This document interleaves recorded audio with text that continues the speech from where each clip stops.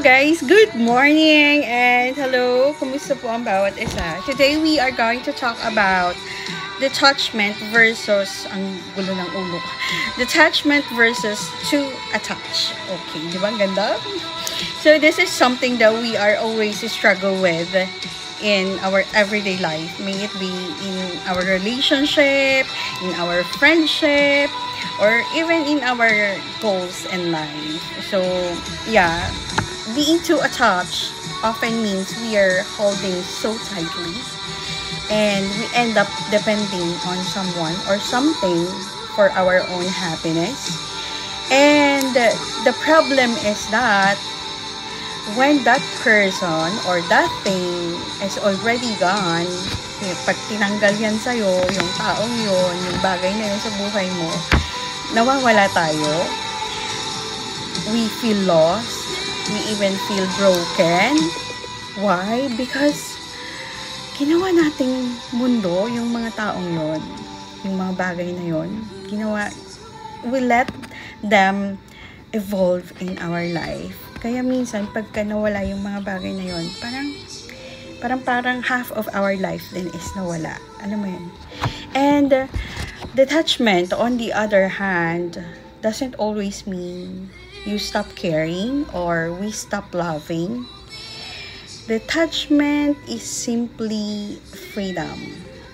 So there is the saying na, I can love you, I can have this, I can care about this, but my peace doesn't depend on it. So parang kung ganito lang sana yung mindset nating lahat, no? Parang ang simple ng buhay natin. But it is a balance, you know.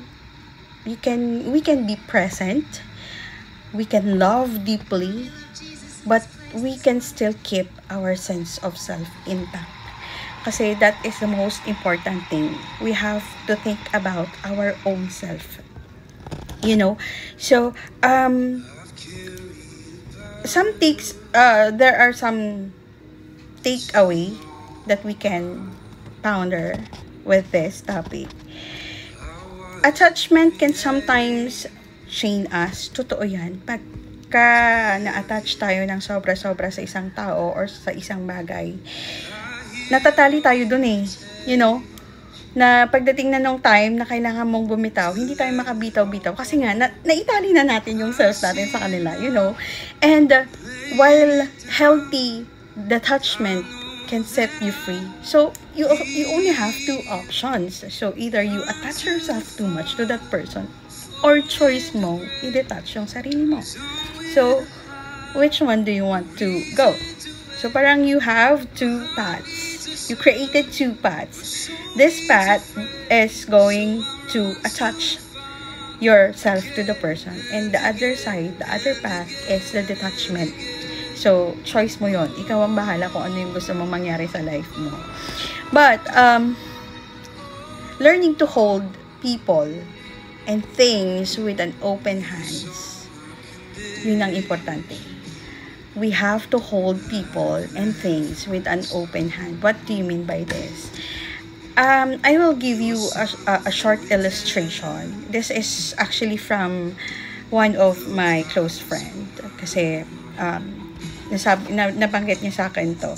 So, ang lalaki daw, when you try to make the cut of the sand in your hands, and if you try to close your fist as tighter as you want, pansinin mo yung sand, mas lalo siyang nahuhulog. So, same thing as sa mga tao daw. Pagka hinawakan mo yung mga tao with a very tight fist, talagang bibigay sila. Masasakal sila, diba? So, yun nga, yung sabi ko, real love and real peace don't come from clinging. Tandaan mo na ang totoong pagmamahal at ang totoong peace of mind, hindi mo nakukuha pag clingy tayo. Alam mo yon? And, nagagaling lang naman ito sa trust. When we trust those people around us, makukuha mo kasi yung peace of mind. So, in Hebrews 12 verses 1, sabi niya doon, let us throw off everything that hinders and the sin that so easily entangles, and let us run with perseverance the race marked out for us. So, a detachment pala is also a letting go. Letting go of what is bothering you. Letting go of the old habits. Letting go of your sins. Letting go of your unhealthy relationship. Or any relationship na feeling mo hindi ka nag-grow, or feeling mo hinihila ka pababa. You have to detach yourself from all the negativities. Because if you keep that negativities in your life, pag yan inalagaan mo sa heart mo, bantay ka lang, magiging patatas yan sa buhay mo. So what I'm trying to say is that, remember, love without losing yourself, that is the art of detachment. And if there is peace